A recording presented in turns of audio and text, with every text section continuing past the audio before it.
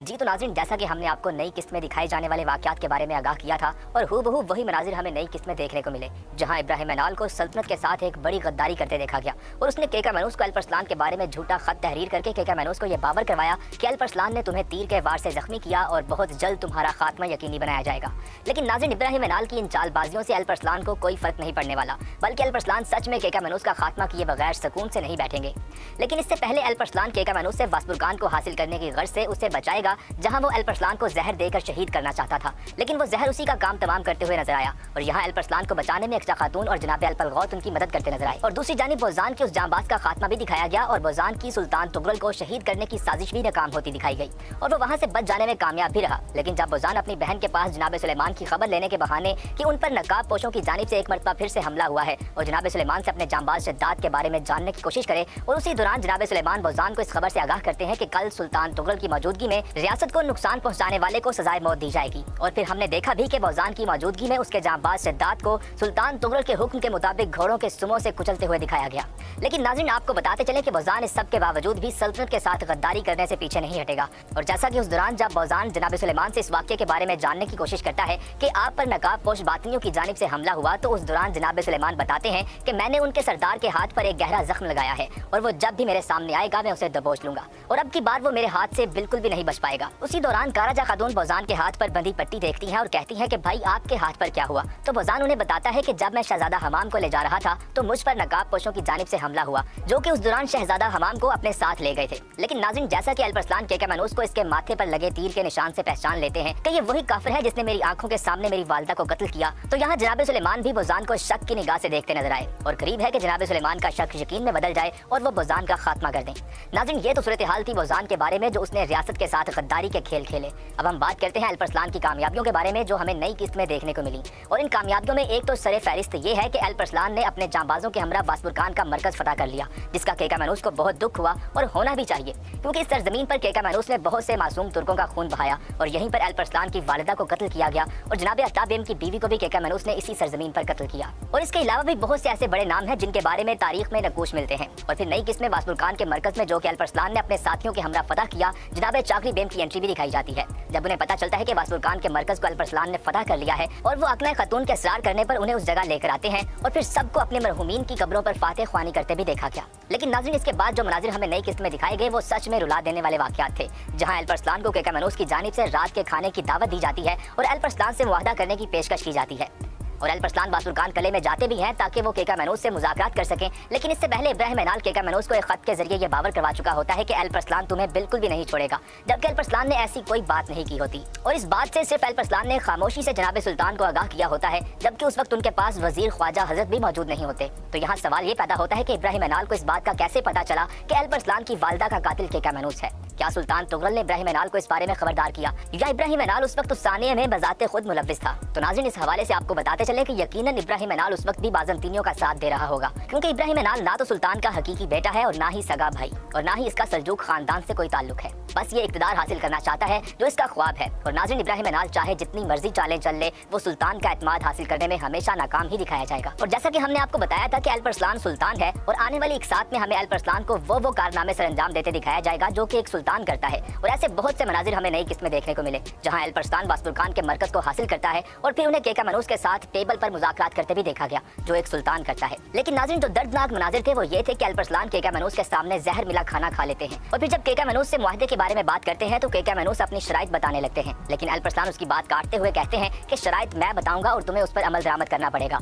इसके बाद केका मनूस कहता है कि ठीक है, अगर आप एदूफिया को सही सलामत हमारे हवाले कर दो तो मैं मुआहदे पर दस्तखत करूंगा। लेकिन अंदर ही अंदर केका मनूस को तो खुश होते ही दिखाया गया, क्योंकि वो ये बिल्कुल भी नहीं जानता था कि जिस तरियाक से अल्परसलान के जिस्म से जहर का असर खत्म होगा वो असल में अल्परसलान के पास ही है। और जिस घोड़े पर केका मनूस वासबुरकान के मरकज तक आया है उस घोड़े की लगामों को जहर लगा हुआ है। लेकिन जब अल्परसलान की अचानक तबीयत खराब होती है, जब केका मनूस मुआहदे पर दस्तखत करने वाला होता है, उस दौरान तो यकीनन बहुत से देखने वाले रोए होंगे। लेकिन जब अल्परसलान अपने जुब्बे से वो तरियाक निकालता है जो अक्जा खातून ने बड़ी महारत से केका मनूस के कमरे से निकाली होती है, जब अल्परसलान उसे पीते हैं तो वो ठीक हो जाते हैं। लेकिन उसी दौरान केका मनूस पर जहर का असर होना शुरू हो जाता है और वो लोटपोट होकर नीचे जमीन पर गिर گر جاتا ہے، اور جبکہ یہاں الپ ارسلان کو اپنے مطالبات منوانے کا ایک بڑا موقع مل جاتا ہے، کیونکہ اس دوران الپ ارسلان کیکا منوس کی زندگی کے عوض واسپورگان بھی حاصل کر لیں گے، اور اس لیے جب تک الپ ارسلان کے مطالبات نہیں مانے جائیں گے اس وقت تک الپ ارسلان کیکا منوس کو وہ تریاک نہیں دیں گے، اور اس دوران کوئی ان سے لڑائی بھی نہیں کر سکتا اور نہ ہی الپ ارسلان سے وہ تریاک چھین سکتا ہے جس سے کیکا منوس کی جان بچ جائے۔ اس لیے اس موقع پر انہیں الپ ارسلان کے مطالبات ماننے پڑیں گے اور واسپورگان سلجوقوں کے حوالے کرنا پڑے گا، جس کے بعد ایک نئے دور کا آغاز ہوگا جس میں کیکا منوس کی جانب سے کوئی نئی منصوبہ بندی کی جا سکتی ہے جس سے وہ الپ ارسلان سے واسپورگان چھین سکے، لیکن ناظرین اب ایسا ممکن نہیں ہو پائے گا، اور قریب ہے کہ الپ ارسلان کیکا منوس کا خاتمہ کرتے نظر آئیں۔ یہاں اس سیریز کے حوالے سے ایک بہت ہی زبردست صورتحال ہم آپ کے لیے بھی لے کر آئے ہیں جو یقیناً اس سیریز میں آپ کی دلچسپی کا بھی باعث بنے گی،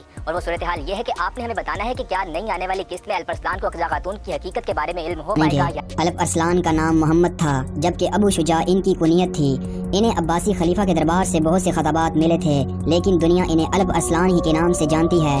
451 ہجری بمطابق 1059 عیسوی میں جب چغری بیگ کا انتقال ہوا تو ان کے انتقال کے بعد ان کے لائق بیٹے الپ ارسلان نے مرو کی ریاست کا انتظام سنبھالا۔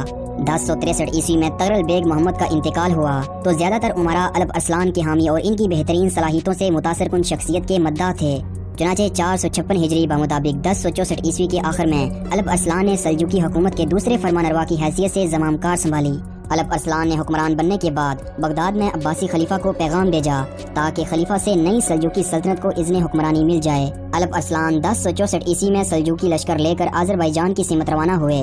یہاں الپ ارسلان نے اپنی لیاقت کے جوہر دکھائے اور کئی قلعے فتح کر لیے، یہاں تک کہ انجاز کے فرمانروا بکرات نے خوفزدہ ہو کر صلح کی درخواست کی۔ اس پر الپ ارسلان نے اپنی فوج کو واپس بلایا اور مکمل فوج کے ساتھ آرمینیا کے مسیحی حصے پر چڑھائی کر دی۔ اس زمانے میں آرمینیا کے دو حصے تھے، ایک حصہ اسلامی آرمینیا کہلاتا تھا جبکہ دوسرا مسیحی آرمینیا کہلاتا تھا۔ الپ ارسلان کی فوج نے مسیحی آرمینیا میں ایک اہم شہر کو فتح کیا۔ اس کے بعد الپ ارسلان کے حکم پر فوج کا رخ مسیحی آرمینیا کے صدر مقام کی طرف ہو گیا۔ عیسائی اس شہر کو بے حد عزیز رکھتے تھے۔ اس شہر کے چاروں اطراف پانی جبکہ ایک طرف لکڑی کا پل تھا، لیکن سلجوکیوں نے کافی کوشش کے بعد اس قلعے کو بھی فتح کر لیا۔ مسیحی آرمینیا کی فتح کے بعد الپ ارسلان نے جنگ کا سلسلہ روک دیا۔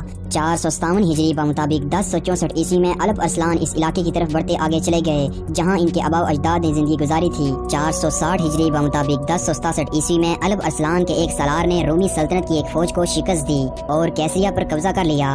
یہ فتوحات روم کی قدیم سلطنت کے لیے خطرے کی گھنٹی سے کم نہ تھیں۔ ادھر الپ ارسلان اپنی پوری مشرقی فوج کے ساتھ آذربائیجان پہنچے اور گھوم کر میلازگرد جا پہنچے۔ یہاں سے الپ ارسلان نے مصر کا رخ کیا، لیکن اس موقع پر ان کو یہ معلوم ہوا کہ روم کا بادشاہ زبردست فوج لے کر پیش قدمی کر رہا ہے اور اس کا ارادہ ہے کہ مشرقی اناطولیہ اور آذربائیجان پر قبضہ کر لے۔ کیسر روم کی فوج کوئی معمولی فوج نہ تھی۔ ابن اسیر کے مطابق یہ فوج 2 لاکھ سپاہیوں پر مشتمل تھی، جبکہ اسلامی مورخین کے مطابق الپ ارسلان کی فوج صرف 15,000 سپاہیوں پر مشتمل تھی۔ اتنی طاقتور فوج کے سامنے الپ ارسلان کا اسلامی لشکر مخص ایک مٹھی بھر سپاہیوں کا دستہ محسوس ہوتا تھا۔ یہی وجہ تھی کہ کیسر روم اور اس کے جرنیل بڑے غرور سے کہا کرتے تھے کہ آئندہ موسم سرما ہم رے یعنی سلجوکیوں کے دارالحکومت میں گزاریں گے، جبکہ موسم گرما عراق میں، واپسی پر ہم شام کے علاقوں کا فیصلہ کرتے ہوئے آئیں گے۔ الپ ارسلان اپنے سے 20 گنا بڑی طاقت کو دیکھ کر قطن خوفزدہ نہ ہوئے۔ وہ جانتے تھے کہ ایک طاقت اور ہے جو کل زمینوں اور آسمانوں پر حکمرانی کرتی ہے۔ انہوں نے اپنی فوج سے کہا، اے مجاہدین اسلام، بے شک ہماری تعداد دشمن کے مقابلے میں بہت کم ہے، لیکن ہمیں صبر و ہمت سے کام لینا ہے۔ اللہ کی تائید و نصرت پر بھروسہ کرتے ہوئے دشمن سے لڑنا ہے۔ اگر فتح پائی تو اللہ تعالیٰ کا عظیم احسان ہوگا، ورنہ درجہ شہادت پر تو ہم ضرور فائز ہوں گے۔ 423 ہجری بمطابق 1070 عیسوی کو خلات کے مقام پر اسلامی لشکر کی رومیوں کے ایک ہر اول دستے سے لڑائی ہوئی۔ یہ ہر اول دستہ بھی بہت بڑا تھا۔ اسلامی فوج کے سپاہی اس وقت جذبہ شہادت سے سرشار تھے۔ رومی ہر اول دستے کے سپاہی دیکھتے ہی دیکھتے تہہ کر دیے گئے۔ الپ ارسلان کی پیش قدمی اور اپنے ہر اول دستے کی تباہی کی خبر ملتے ہی کیسر نے سنبھل کر اپنی ساری فوج یکجا کر لی اور میلازگرد اور خلات کے درمیان واقع ایک مقام پر پڑاؤ ڈالا۔ الپ ارسلان نے دانشمند جرنیل ہونے کا ثبوت دیتے ہوئے کیسر روم کو مشورہ دیا کہ جنگ میں بہت سی جانیں ضائع ہو جائیں گی، بہتر یہی ہے کہ فریقین اپنے اپنے وطن واپس چلے جائیں۔ جس کے جواب میں کیسر روم نے کہا، اے وحشی، اگر تم امن پسند ہو اور آدمیوں کا خون بہانا پسند نہیں کرتے تو اس جگہ کو جہاں تم نے پڑاؤ ڈال رکھا ہے رومی فوج کے لیے خالی کر دو اور اپنی سچائی کے ثبوت کے طور پر اپنے دارالحکومت رے کو ہمارے حوالے کر دو۔ اس موقع پر حضرت امام ابو نصر محمد بن عبد المالک بخاری حنفی نے مشورہ دیا کہ آج کے دن ٹھہر جائیں، کل جمعے کا دن ہے، دنیا بھر کے مسلمان آپ کی فتح کے لیے دعائیں کریں گے۔ الپ ارسلان کو یہ مشورہ پسند آیا۔ دوسرے دن انہوں نے اپنی فوج کے ساتھ نماز جمعہ ادا کی، بارگاہ الہی میں خوب گر گرا کر دعائیں مانگی۔ پوری فوج پر گریہ وزاری کی کیفیت طاری تھی۔ सुल्तान अल्प अरसलान ने सफ़ेद कुबा ज़ेब तन करके कहा, अगर मैं शहीद हो गया तो यही मेरा कफन होगा। फिर तलवार न्याम से निकाल कर न्याम फेंक दी। ये देखकर मुजाहिदीन में ज़बरदस्त जोशो खरोश पैदा हुआ और मैदान जंग तकबीर के नारों से गूंजने लगा। सल्जूकियों के हर अव्वल दस्ते ने जब रोमियों पर हमला किया तो पहले ही हमले में मशहूर रोमी जनरल और इसके सिपाही भाग खड़े हुए। अल्प अरसलान ने निहायत हिकमत के साथ अपने तुर्क तीर अंदाजों को मुंजिम किया। वो इतनी फुर्ती से तीरों की बारिश कर रहे थे कि रोमी फौज को आगे बढ़ने की मोहलत ही न मिल रही थी। रोमी लश्कर की अगली सफ़ों में तजर्बाकार जर्नैल थे, वो भी अपनी फौज में फैलने वाली अफरा तफरी पर काबू न पा सके। इस मौके पर कैसर रूम से एक तारीखी गलती सरजद हुई। गुमसान की लड़ाई में अपनी फौज की पसपाई से वो बौखलाया हुआ तो था ही, इस पर निहायत तेज धूप ने इसको मजीद बदहवास कर दिया। इसने सोचा कि मैं चंद लम्हे अपने खीमे में आराम कर लूं, शायद ज्यादा बेहतर अंदाज में लड़ सकूं, और यही इसकी तबाही का सबब बना। जब कैसर ने अपने खीमे का रुख किया तो दूर तक फैले हुए रूमी सिपाहियों ने यही समझा कि शहंशाह ने पसपा होने का फैसला कर लिया है और अब लड़ाई जारी रखने से कोई फायदा नहीं। चुनाचे रोमी फौज भाग खड़ी हुई और कैसर रोम गिरफ्तार कर लिया गया। अल्प अरसलान ने अपने बदतरीन दुश्मन से इज्जत का जो बर्ताव किया, इसकी तारीफ सख्त मुतअस्सब यूरोपीय मौरखीन तक ने की है। अल्प अरसलान ने कैसर से पूछा कि अगर आपको इस जंग में फतह हासिल होती और मैं इस हालत में आपके पास कैदी बनकर आता तो आप मेरे साथ क्या सलूक करते? कैसर ने बेसाख्ता कहा, बदतरीन सलूक जो मेरे बस में होता। अल्प अरसलान ने कहा कि अब मुझे आपकी जहनीत का हाल मालूम हो गया है, क्यों ना मैं भी आपके साथ यही सलूक करूं? कैसर ने कहा, आपने मेरी जहनीत का इंजाम भी तो देख लिया है। अल्प अरसलान हंस पड़े। फिर उन्होंने कहा, मैं दीन हक का पैरोकार हूँ। इस्लाम अमन और सलामती का पैगाम देता है। जो सलूक आप मेरे साथ करना चाहते थे वो मैं आपके साथ हरगिज नहीं करूँगा। फरीकैन के माबैन 50 साल के लिए एक मुआहदा तय पाया, जिसके मुताबिक रूमी 15 लाख दिनार तावान के तौर पर फौरी अदा करेंगे। हर साल 3,60,000 दिनार रोमी सल्तनत को अदा करने होंगे और रोमियों की कैद में मौजूद तमाम मुसलमानों को रहा कर दिया जाएगा। जरूरत के वक्त कैसर मुसलमानों को फौजी अमदाद देगा। मुआहदा हो जाने के बाद अल्प अरसलान ने कैसर को कीमती खलतें तोहफे में पेश की। कैसर इस हुस्ने सलूक से इस कदर मुतासर हुआ कि इसने रुखसत होते वक्त बगदाद की तरफ सर झुकाकर 3 मरतबा सलाम किया, गोया वो खिलाफत बगदाद की इताअत का इजहार कर रहा था। मिलाजगर्द की इस तारीखी जंग से सल्जूकी सल्तनत की हदूद में तो कोई इजाफा न हुआ, लेकिन मुसलमानों की दाग कुल आलम में बैठ गई।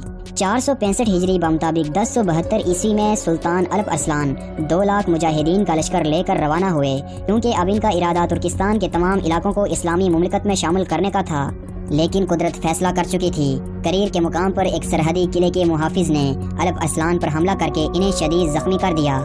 इस मुहाफिज को तो मौके पर मार डाला गया। 465 हिजरी को इस्लाम के इस अजीम और जर्री सालार ने दर्रे फानी को खैर आबाद कहा। आज की वीडियो इस हवाले से भी अहम है क्योंकि आज हम बात करेंगे बौजान के बारे में और आपको उसके असली चेहरे से पर्दा हटाते हुए तारीख के उन हकाइक से आगाह करेंगे जिसके बारे में अब तक आप सभी बेखबर हैं।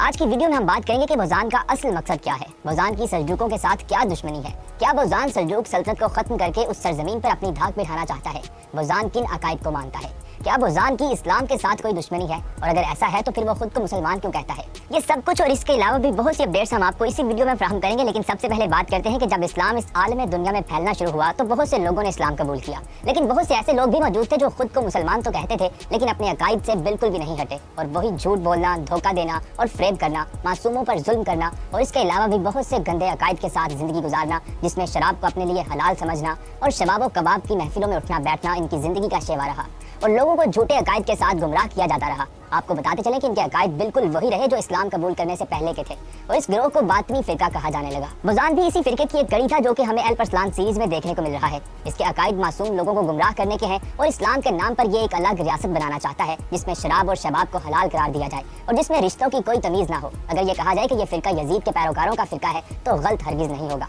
क्योंकि यजीद भी मासूम लोगों का कत्लेआम करता था और उन्हें इस्लाम के नाम पर गुमराह करता था और अल्प अरसलान की भी हमेशा ऐसे लोगों से ही जंग रही जो यजीद के पैरोकार थे, जिनमें से एक बौजान भी है। लेकिन चूंकि बौजान एक समझदार और चालाक शख्स है, इसने इस्लाम का लबादा ओढ़ा हुआ है, जबकि इस्लाम के साथ इसका कोई ताल्लुक नहीं है। इसका खुदा पर कोई पुख्ता ईमान नहीं है, जैसा कि हमें इस सीरीज में दिखाया जा रहा है कि बौजान सिर्फ दुनिया में ऐशो आराम चाहता है, क्योंकि इसका आखिरत पर कोई ईमान नहीं है और ये लोगों को इस्लाम के नाम पर ऐसे अकायद बता रहा है जिसकी इस्लाम कतन कोई इजाजत नहीं देता। आपको बताते चले कि यह सफाक सिर्फ शख्स खुदा के बंदों को गुमराह करने पर तुला हुआ है और इस्लाम के नाम पर एक ऐसी रियासत की बुनियाद रखना चाहता है जो बिल्कुल इस्लाम के बरक्स हो, जिसमें मगरिब की रवायात को अपनाया जाए। इसकी सल्जूकों से भी इसीलिए दुश्मनी रही क्योंकि सल्जूक इसकी राह में एक ऐसी दीवार की मानद खड़े थे जिन्होंने कभी भी इसे इसके मकसद में कामयाब नहीं होने दिया। और इस सीरीज में हमें ऐसे बहुत से वाकयात देखने को मिल सकते हैं जिसमें बौजान का असल चेहरा वाज़ेह तौर पर दिखाया जाए। लेकिन नाज़रीन सल्जूक कभी इसे इसके मकसद में कामयाब इसलिए नहीं होने देंगे क्योंकि सल्जूकों की हमेशा हक के मुकाबले में आने वालों के साथ जंग रही है और इस्लाम भी इसी की इजाज़त देता है कि जो हक के मुकाबले में आए उसके खिलाफ जहाद किया जाए ताकि बाकी की कौमें भी इससे इबरत हासिल करें। और नाज़रीन अब अल्परसलान का दौर शुरू होने वाला है जिसमें इस्लामी रियासत इतनी वसी होती हुई दिखाई जाएगी जिसमें तकरीबन आधी दुनिया तक सल्जूक परचम बुलंद किया जाएगा और अल्परसलान हर उस दुश्मन का खात्मा करते नजर आएंगे जो इस्लाम के खिलाफ अपनी तलवारें बुलंद करेंगे और करीब है कि बौजान का खात्मा यकीनी बनाया जाएगा क्योंकि ये वो शख्स है जिसने काफिरों से ज्यादा इस्लाम को नुकसान पहुंचाया है और इस्लाम का लबादा उड़े इस्लाम की ही ईंट से ईंट बजाने में कोई कसर नहीं छोड़ी और ये खुद को इसलिए मुसलमान जाहिर करता है ताकि ये इस्लाम का लबादा उड़े, मुसलमानों का कत्लेआम करे और किसी को इस पर शक भी ना हो। यहाँ इस हवाले से हम आपके लिए भी एक ऐसी सूरत हाल लेकर आए हैं जो यकीनन इस सीरीज में आपकी दिलचस्पी का भी बाइस बनेगी।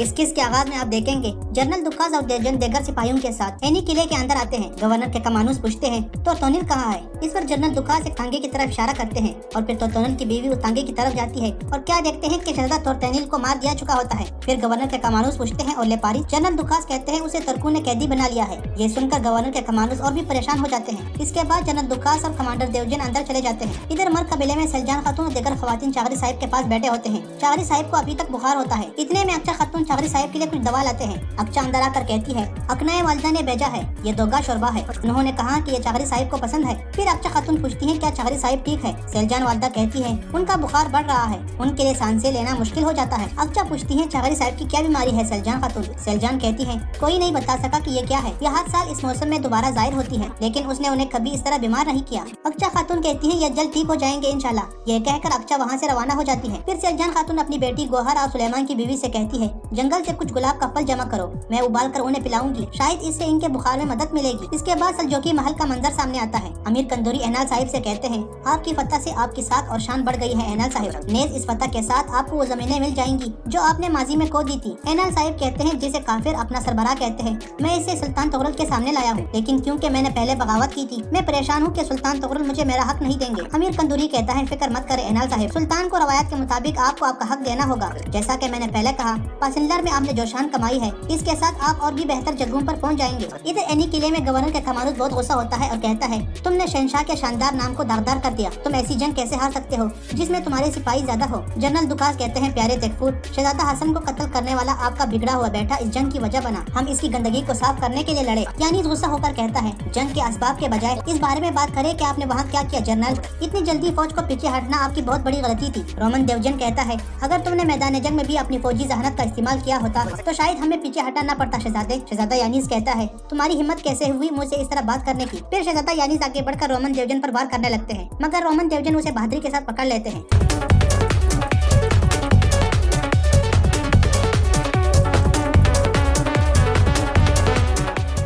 गवर्नर के कमानूस गुस्सा होकर कहता है बस बहुत हुआ। इतने में जनरल दुकास के पास एक सिपाही आते हैं और इनको खत देते हैं। जनरल दुकास वो खत लेकर पढ़ने लगता है और फिर कहता है अब हमारा एक बड़ा मसला है। शहंशाह ने हमें तुर्कों की सिवाय टैक्स के हर शर्त को कबूल करने का हुक्म दिया है। उनका दूसरा हुक्म शहजादा लेपारीद को बचाना है। यानीस कहता है मुझे इन शराइत की कोई परवाह नहीं है जनरल। ये कहकर शहजादा यानीस वहाँ से रवाना हो जाता है। इधर दूसरी तरफ अल्परसलान अपने सिपाहियों के साथ एक तरफ जा रहे होते हैं। इधर सुलेमान की बीवी और गोहर भी जंगल में पहुँच चुके होते हैं और गुलाब के पत्ते जमा कर रहे होते हैं। गोहर कहती है इंशाल्लाह गुलाब के फूल मेरे वालिद का इलाज होंगे और वो बेदार हो जाएंगे। फूल जमा करने के बाद वो जब जाने लगते हैं तो उनको कुछ आवाजें सुनाई देती है और क्या देखते हैं कि ये आवाज और किसी की नहीं बल्कि अक्चा खातून की होती है। गोहर कहती है वो पागल लड़की क्या कर रही है। अक्चा खातून आंखें बंद करके जोर जोर से आवाजें निकालती है। इधर अल्परसलान और उनके सिपाही भी जंगल में पहुंच चुके थे। इतने में अचानक अल्परसलान को कुछ आवाजें सुनाई देते हैं। अल्परसलान पूछते हैं ये कैसी आवाज है। अताबे कहता है ये भेड़िए या आदमी की नहीं लगती। फिर इसके बाद वो सब अपने घोड़ों से उतरते हैं। अल्परसलान कहते हैं हम जाकर देखेंगे अताबे, यहीं रुको और रास्ते पर नजर रखो। ये कहकर अल्परसलान अपने तीर और कमान उठाकर आगे की तरफ बढ़ने लगते हैं।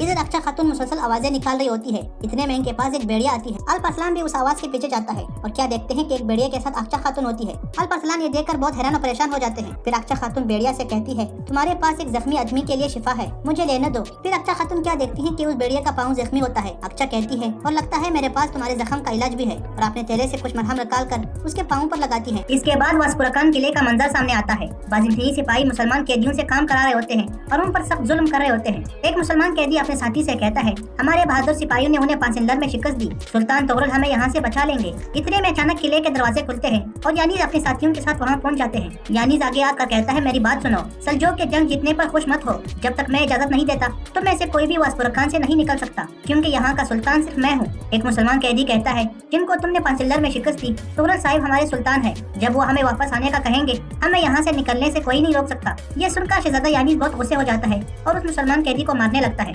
यानीज कहता है, जब तक मैं इजाजत नहीं देता तुम कहीं नहीं जा सकते। इतने में यानीज के पास देवजन आ जाते हैं और यानीज को रोक लेते हैं। यानीज कहता है, मुझे जाने दो देवजन, मेरा हाथ छोड़ दो। इसके बाद दोबारा जंगल का मंजर सामने आता है। अक्शा खातून ने बेड़िए के पाँव पर बरहम लगाया था। फिर अक्शा खातून अल्पारसलान से कहती है, बोलिए हुजूर। अल्पारसलान कहते हैं, तुम बेड़िए के साथ जंगल में अकेली क्या कर रही हो अक्शा? इतने में अक्शा की नजर अल्पारसलान के जख्मों पर पड़ती है और वो कहती है, आप भी जख्मी है हुजूर। अल्पारसलान कहता है, ये अहम नहीं है। अक्शा कहती है, लगता है आपको फतह हासिल हुई है, क्योंकि आपको दर्द महसूस नहीं हो रहा। फिर इसके बाद अक्शा खातून अपने जेब से कपड़ा निकालती है और अल्पारसलान के जख्मों पर लगाती है। अल्पारसलान कहते हैं, तुम्हें इस रुमाल को खराब नहीं करना चाहिए था, इस जख्म के लिए जो तेजी से बढ़ जाएगा।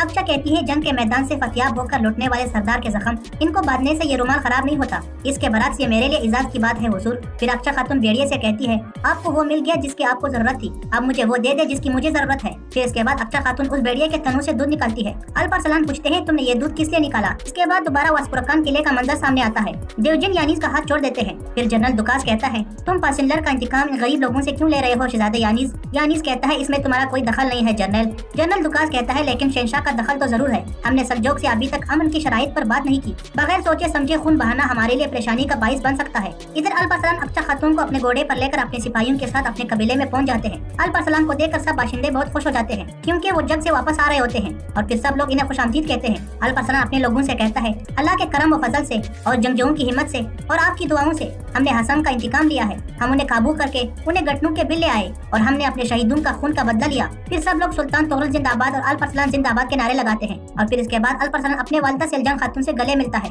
गोहर अल्पारसलान से कहती है, मैं कई दिनों से आपके लिए दुआ कर रही थी, मुझे हमेशा आपकी फिक्र थी मेरे भाई। इतने में सुलेमान की बीवी अल्पारसलान से पूछती है, सुलेमान कहाँ है? अल्पारसलान कहता है, वो रही में हमारे सुल्तान के साथ है। फिर अल्पारसलान पूछते हैं, मैंने सुना है कि बाबा बीमार होने की वजह से बिस्तर पर है, वो आप कैसे हैं वालिदा? सेलजान कहती है, वो हमेशा आपके बारे में बात करते थे और हमेशा जंग के बारे में सोचते थे, और वो आपकी आवाज सुन ले तो शायद बेहतर हो जाए। फिर इसके बाद अल्पारसलान मरकजी खेमे की तरफ चल पड़ते हैं और इस तरह यहाँ पर आज के एपिसोड का इख्तिताम हो जाता है। मिलते हैं नेक्स्ट एपिसोड के साथ। दुआओं में याद रखिएगा।